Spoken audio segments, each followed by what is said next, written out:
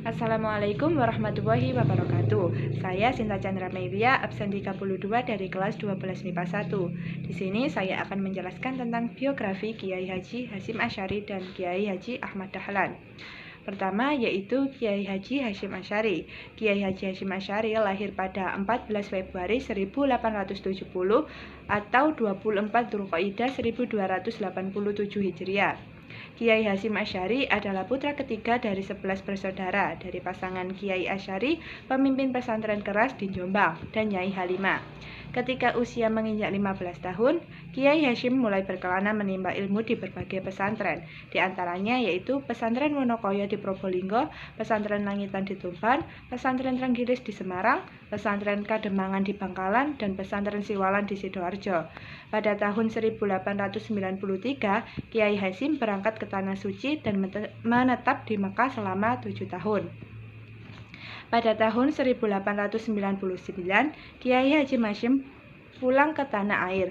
Kiai Hasyim mengajar di pesantren milik kakeknya, Kiai yang bernama Kiai Usman. Tak lama kemudian, Kiai Hasyim membeli sebidang tanah dari seorang dalang di Duku Tebu Ireng. Titik letaknya kira-kira 200 meter sebelah barat pabrik gula Cerik. Di sana beliau membangun sebuah bangunan yang terbuat dari bambu yang disebut teratak dalam bahasa Jawa sebagai tempat tinggal. Dari teratak kecil inilah pesantren Tebu Ireng mulai tumbuh.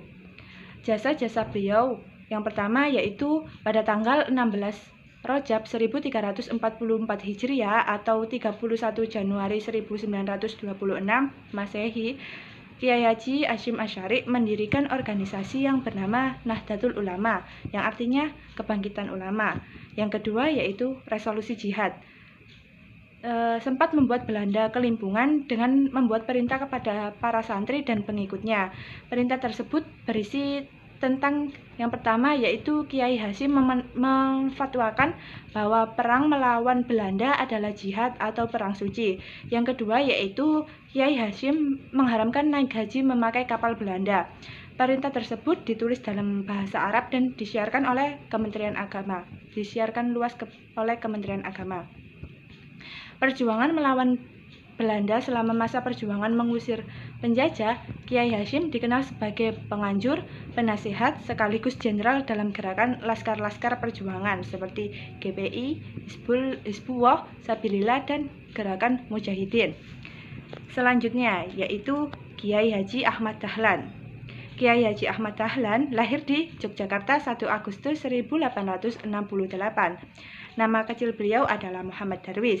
Ia merupakan anak keempat dari 7 orang bersaudara yang seluruhnya perempuan, kecuali adik bungsunya, dari pasangan Kiai Haji Abu Bakar dan Nyai Abu Bakar. Pada usia 8 tahun, beliau sudah bisa membaca Al-Quran dengan lancar. Pada umur 15 tahun, ia pergi haji dan tinggal di Mekah selama 5 tahun.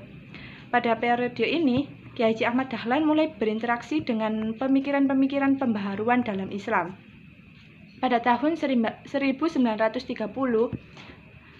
beliau kembali ke Mekah dan menetap selama 2 tahun. Pada masa ini ia sempat berguru kepada Syekh Ahmad Khatib yang juga guru dari pendiri NU, yaitu Kiai Haji Hasyim Asy'ari. Sepulang dari Mekah, ia menikah dengan Siti Walidah, sepupunya sendiri, anak Kiai Penghulu Haji Fadil yang kelak dikenal dengan Nyai Ahmad Dahlan, seorang pahlawan nasional dan pendiri Aisyah. Dari perkawinannya dengan Siti Walidah, Kiai Haji Ahmad Dahlan mendapat 6 orang anak. Kiai Haji Ahmad Dahlan masuk ke organisasi Budi Utomo. Beliau memberikan pengajaran kepada anggota Budi Utomo. Melihat betapa bermanfaatnya apa yang diberikan oleh Kiai Haji Ahmad Dahlan, maka para anggota Budi Utomo menyarankan beliau untuk mendirikan sebuah lembaga pendidikan yang terorganisir dengan rapi dan didukung oleh organisasi Islam yang bersifat permanen.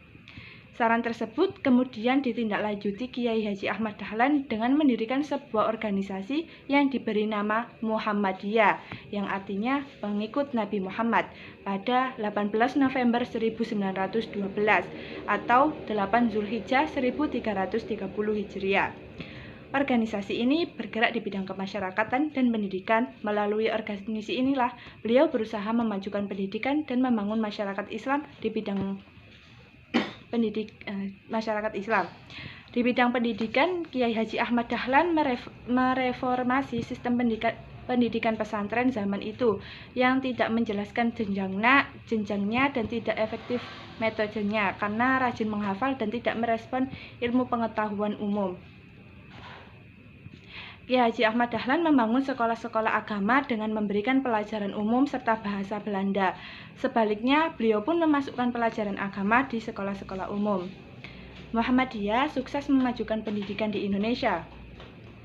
Sekolah berbasis Muhammadiyah sudah ada mulai dari jenjang sekolah dasar sampai juga perguruan tinggi.